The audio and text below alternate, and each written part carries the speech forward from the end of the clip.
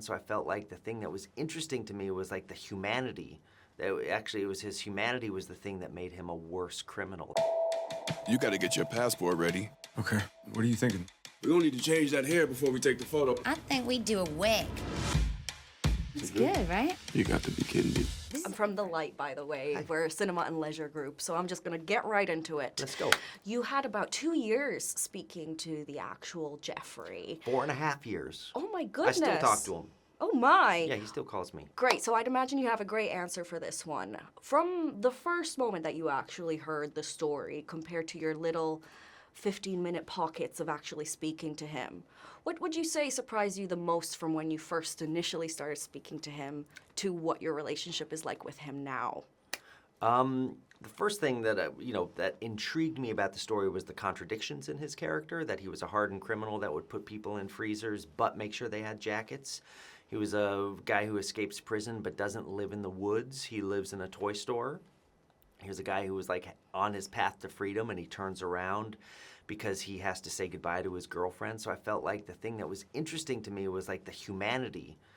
Actually, it was his humanity was the thing that made him a worse criminal, that he would have been more effective had he been more cold-hearted. And if he had been more cold-hearted, I would never have the chance to speak with him because he would be on a beach somewhere living the good life.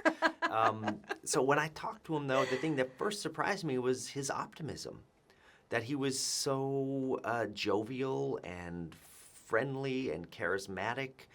And over the 400 hours that I've spoke with him, that's very rarely ever dipped. It's just who he is. He's an incredibly optimistic person. He's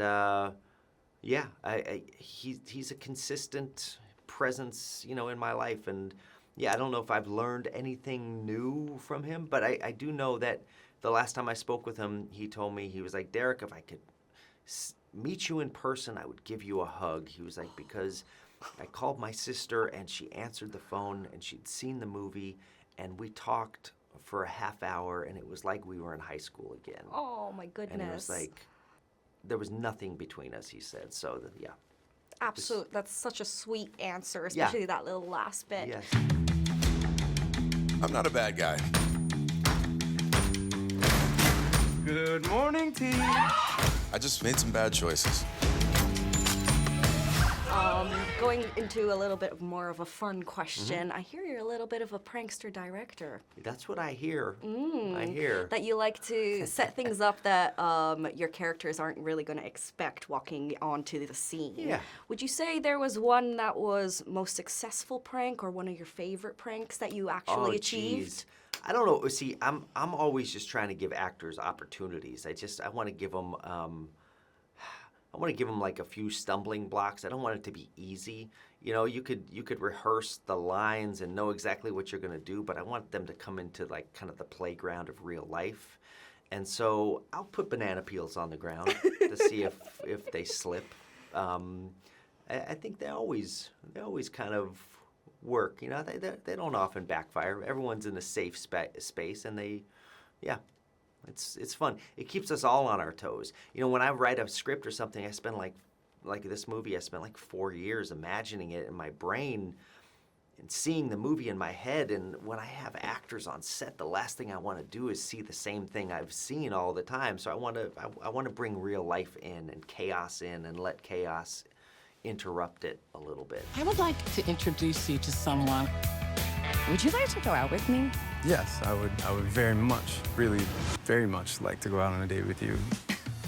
And in the spirit of Toys R Us, would you be able to explain the plot of the film to me as if I was a 5-year-old? Oh, this is like a good question for AI, right? Well, I'm asking a human. Okay, yeah, good. Plot of the film. It's a story about a criminal who decides to live inside a Toys R Us and eat candy. But, kids, if you eat nothing but candy, you're going to get cavities and have to go to the dentist. There you go. That was lovely, That's Derek. the moral of the story for the 5-year-old. Don't eat too much. Brush. Don't live in a Toys R Police Us. believe the Roofman may still be in the area. What the? Oh my God! And a little little bit of a quick fire question for you. If you had your ultimate cinema combo for snack and drink, what are you ordering? Oh, geez. I like probably Sour Patch Kids with like popcorn, but it has to be the popcorn that my wife makes. Like olive oil, popcorn, and just a little bit of salt. Oh, wow, not even butter. She does it with olive oil. I'm going to be making that when I get home. Yes, in a pan. Oh, yes. Yes. Absolutely. A little bit. Down a dream. Okay. All right, all right. You guys okay? Mother? Yeah?